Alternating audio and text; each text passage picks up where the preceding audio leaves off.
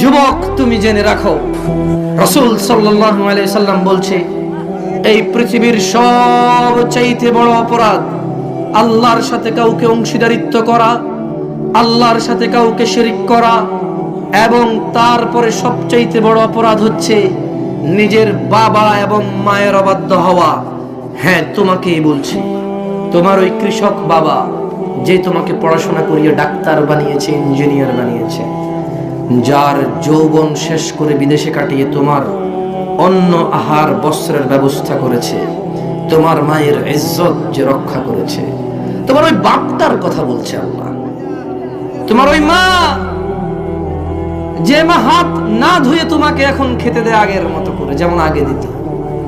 তোমার ওই মা যে গোসল না করেই তোমার পাশে বসতো আগের মতো করে। তোমার ওই মা যে তখন তোমাকে কুকুরে কামড়াবে তাই তোমাকে আগলে রেখেছে, পুকুরে নদীতে পড়ে ভেসে যাবে তাই তোমাকে আগলে রেখেছে।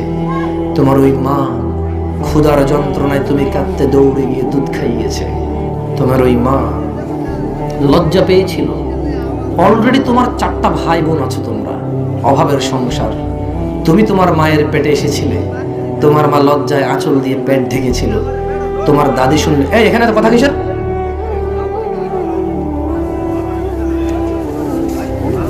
তোমার ওই মা যে তোমার দাদির ভয়ে পেট ঢেকে রেখেছিল যাতে কেউ বুঝতে না পারে তুমি পেটে আছো। তোমার নানি,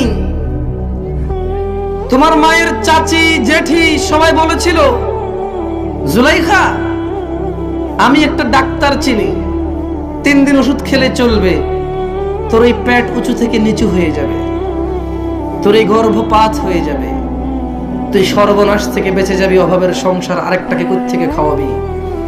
তোমার এই মা, তুমি পেটে এসেছো, খেতে পাইনি, কাজ করেছে,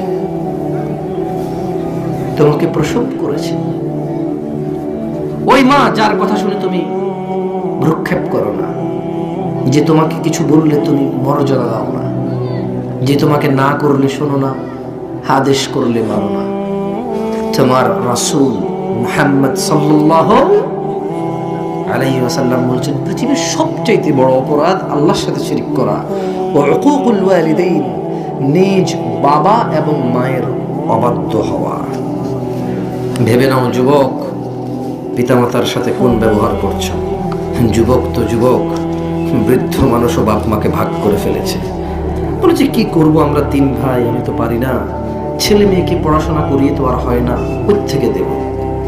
ছেলে মেয়ের জন্য ওর টেনশন, বাপ মা আলাদা। আহা, পরাণগঞ্জের মানুষ, সফলতা এভাবে পাওয়া যাবে না।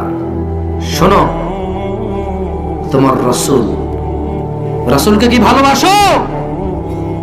তবে শোনো, তিনি বলছেন পৃথিবীর সবচেয়ে বড় অপরাধ শিরক, তারপরের অপরাধ হচ্ছে বাবা মায়ের অবাধ্য হওয়া।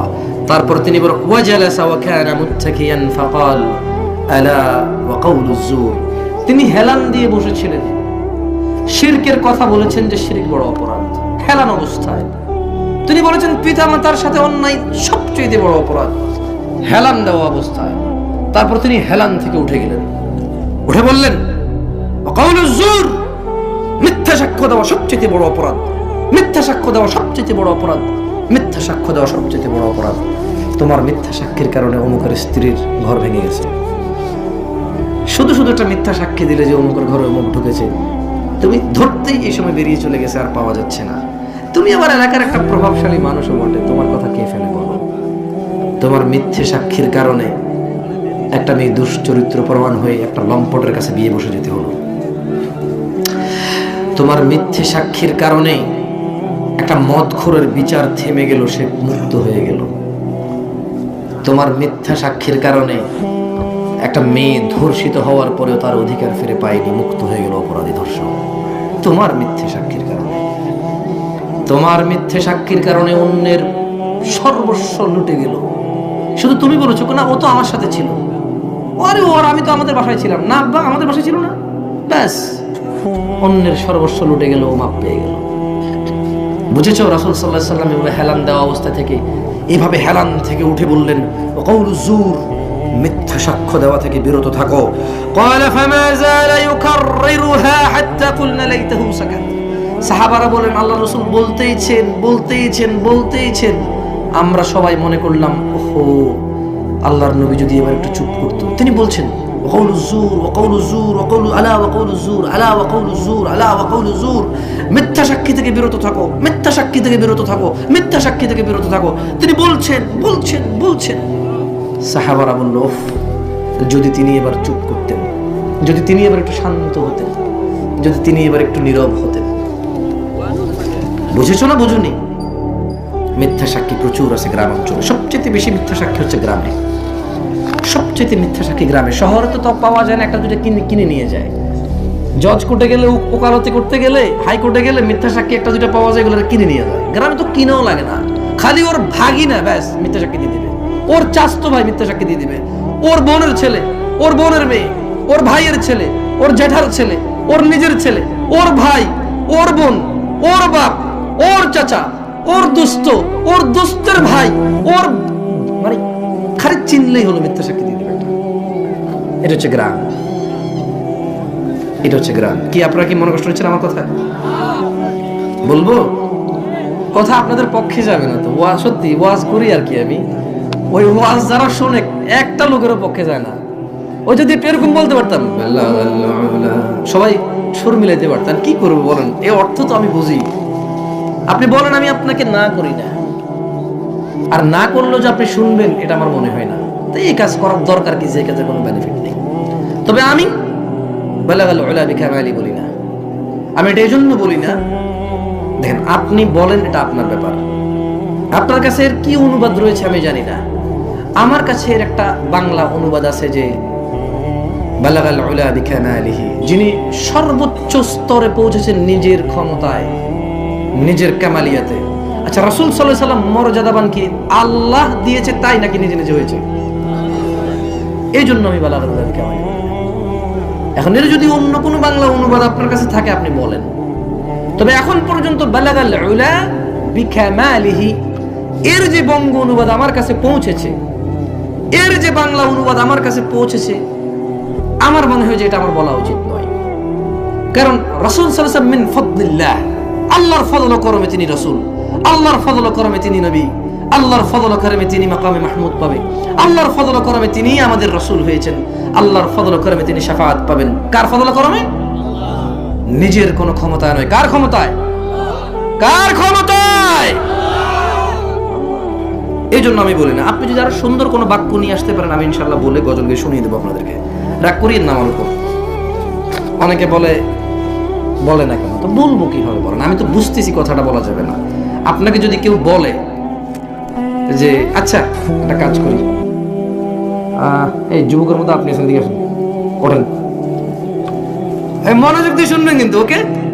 আপনাদের একটা লজিক দেখাচ্ছি, মানে বেশি ভালোবাসা যে ক্ষতি এটা এখন প্রমাণ করবো ইনশাআল্লাহ। না প্রমাণ হয়ে যাবে বলছে, দাবি করতেছি না। দেখেন আপনার কাজে আসে কিনা উদাহরণ। ধরেন আমি আর এই রুহুল আমিন ভাই 7 তলা বিল্ডিং এর ছাদে উঠলাম। কয়তলা? আমার সঙ্গে একটু ভুলিয়েন। এবার আমি কিন্তু খারাপ লোক নই, আর আমি আসলে রুহুল আমিন ভাইকে খুব ভালোবাসি। এখন কিছু লোক 7 তলা থেকে লাফ দিচ্ছে প্যারাসুট নিয়ে, কি নিয়ে? মানে ওই যাতে নিচে পড়তে একটা কিছু খুলে গেলে এটা বাতাসে আস্তে করে নামবে। এখন আমি একে খুব ভালোবাসি, আমি কি করলাম? বললাম যে আরে মিয়া তোমরা কি মিয়া পিঠের মধ্যে মিয়া কি নিয়ে ঝাঁপ দাও, এটাকে ঝাঁপ হইলো। রুহুল আমিন ভাই 7 তলা থেকে লাফ দিবে প্যারাসুট ছাড়াই। আমি তো ভালোবেসে বলছি, বড় করার জন্য। কি করার জন্য? আচ্ছা বলেন তো, রুহুল আমিন যদি 7 তলা থেকে পড়ে ওর কিছু থাকবে? আমি কিন্তু ঘৃণা করে বলি নাই, আমি কিন্তু ঘৃণা করে বলি নাই। কষ্ট দিছি। আচ্ছা বলুন, আমার এই ভালোবাসা কি ওনার জন্য কল্যাণকর হলো না অকল্যাণকর? তা আপনারা যখন রাসূলকে ভালোবাসবেন, ভালোবেসে যখন আল্লাহর মতো করে ফেলবেন, ভালোবেসে যখন আল্লাহকে রাসূলকে একাকার করে ফেলবেন, বলেন রাসূল কি লজ্জিত হয় না খুশি হয়? আপনি যখন বলবেন যে বালাগাল উলা বিকামালিহি, রাসূল নিজের ক্ষমতায় পৌঁছে গেছে সর্বোচ্চ মাকামে, রাসূল কি এই কথায় খুশি হবে? তিনি লজ্জা পাবেন আল্লাহর কাছে। যেমন ঈসা আলাইহিস সালামকে যারা আল্লাহর ছেলে বলে, ঈসা আলাইহিস সালাম যখন আসবে, খ্রিস্টানরা যখন বলবে ঈসা আলাইহিস সালাম আল্লাহর ছেলে, বলেন তো ঈসা আলাইহিস সালাম লজ্জা পাবে? নাকি খুশি হবে? লজ্জা পাবে। উদাহরণস্বরূপ এখানে আপনাদের এটা পরাণগঞ্জ কি থানা, না থানার নাম কি? সদর থানা না? এখানকার